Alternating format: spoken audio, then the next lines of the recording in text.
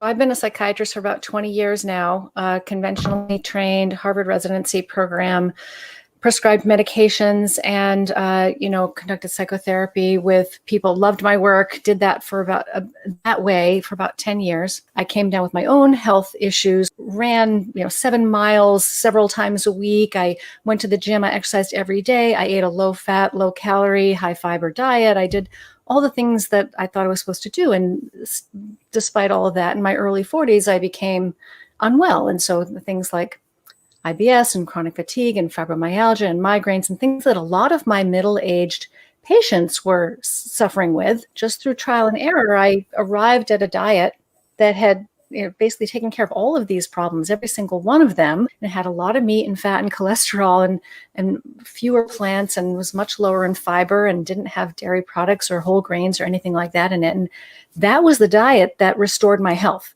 Yeah. And it not only restored my physical health, which was all I was trying to do, it improved my mental health in ways I was completely surprised. My concentration and mood and energy were better. My sleep was better. I was just a lot better able to cope with stress. And I thought to myself, okay, I'm a psychiatrist. Why is this diet better for the brain? At this point, I'm doing 100% nutritional psychiatry. My practice is entirely online now. People can consult with me about various whatever questions they have. One of the best ways, most effective ways to tackle not just the physical metabolic problems that come with that, but the brain metabolic problems that come with that, is to eat a lower carbohydrate or even a ketogenic version of that same whole foods diet. Because if you've got insulin resistance, high insulin blood sugar levels, the brain is not getting enough energy. And that's really, really important to correct. And then there are some people with lots of food sensitivities, or they do a ketogenic diet and they're still struggling. They may need to identify certain food sensitivities they weren't aware they had, or they may need to even try a carnivore diet to what I think was the ultimate elimination diet to, identify food sensitivities that they may have been unaware of. And they can either use that carnivore diet long-term, or they can use it short-term as a sort of a way to clean things up and take a fresh look. I like to say that the most powerful way to change brain chemistry is through food, because that's where the brain chemicals come from in the first place. If you start there, you really don't know how anxious or depressed you really are underneath all of that bad food. I haven't seen any psychiatric condition that hasn't improved by improving the quality of the diet. All cells in the body need the same nutritional care. Yep. And if you're feeding yourself properly in the best way for your cells, then your brain will benefit. The brain is an organ. It's all integrated. It's all connected.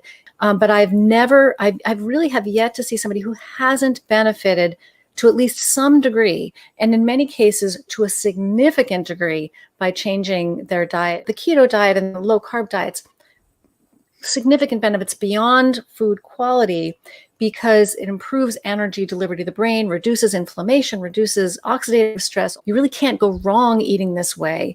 And many, many people have been able to come off medication or lower their doses of medication and cope with life better. Whether it's the processed grains or the processed legumes, the starchy vegetables, the industrial vegetable seed oils, these things cause inflammation all over the body. And in some people, it'll manifest as knee arthritis. In other people, it could be irritable bowel.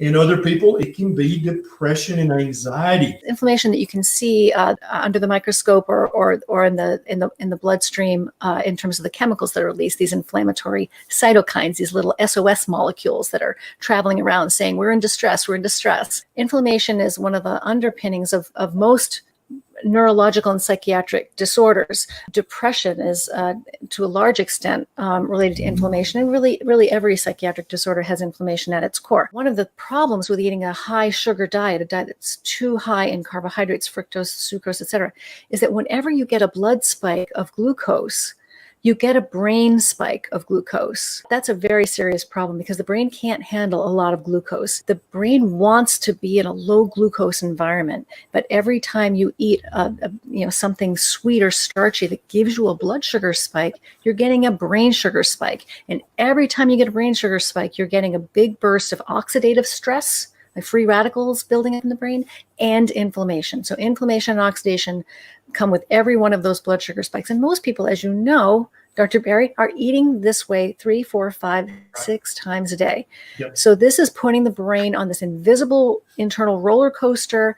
And no wonder people are moody. No wonder people have crashes and energy and in their mood and anxiety spikes throughout the day. They're hungry, then they're tired, then they can't concentrate. I can't even tell you how many people have said, I was fine until my gut went downhill. And then once my gut went downhill, my brain went with it. I can say, here is a plan that will, I believe, help you with all of these things that you're struggling with.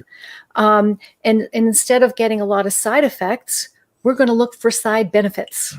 We're going to look for, not just better brain health, but better gut health and less pain, fewer headaches, more energy. You're going to maybe come off your diabetes medications. We're going to get side benefits.